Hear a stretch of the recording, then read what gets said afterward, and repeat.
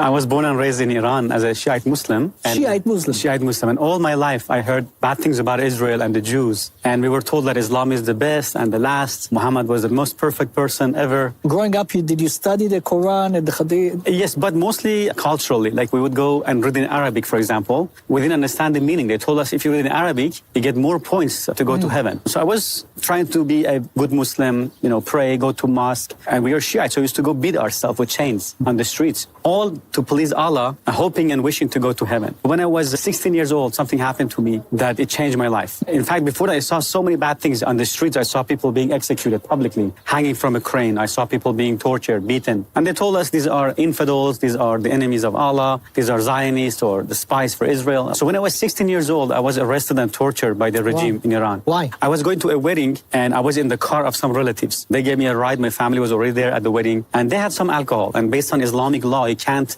even have or possess or make or buy or sell or drink alcohol. And they had some. And my only crime was I was in the car. And there's the Islamic checkpoint. They pulled the car over and they began to smell the alcohol. They asked us to come out. They put us in a bus. And the bus got filled so fast because they arrested so many people for different reasons. And they took us to a confinement, to a jail, and then they took all our clothes off, bare naked. And they started pouring cold water on us and whipping us with this big, thick electric cable. Then they threw us into a room, a small room, and we were choking, no food. And all that because you were sitting in a car? Sitting in the car. That somebody had alcohol in it. Exactly. And I was 16. I didn't drink alcohol. I didn't do anything wrong. And I saw the cruelty of these people. I began to say, what kind of religion is this? What kind of justice is this? And my mother said, no, Islam is good. These people make it look bad. I said, okay. Then I began to do my own research. I began to read the Quran, the Hadith, and I saw, wow, so much evil in the Quran. Muhammad killed people. I saw Muhammad beheaded people, cut people's hand off. It says not to be friends with Jews and Christians, Surah 551. In Surah 929, Muhammad said, kill those who don't believe in Allah, His messenger, and in the religion of truth, which is supposedly Islam. Kill them unless they pay jizya, blood money. In Surah 928, he cursed the Jews and Christians. In Surah Muhammad, verse 4, it says, behead the infidels wherever you find them. So when I saw these things, I saw, wow, this could not be from God. So I lost my faith in Islam completely. So when I was 19 years old, for first time, I heard about Jesus, that Jesus is the Lord, and He died for me, and He rose from the dead. And I said, no, that's too good to be true.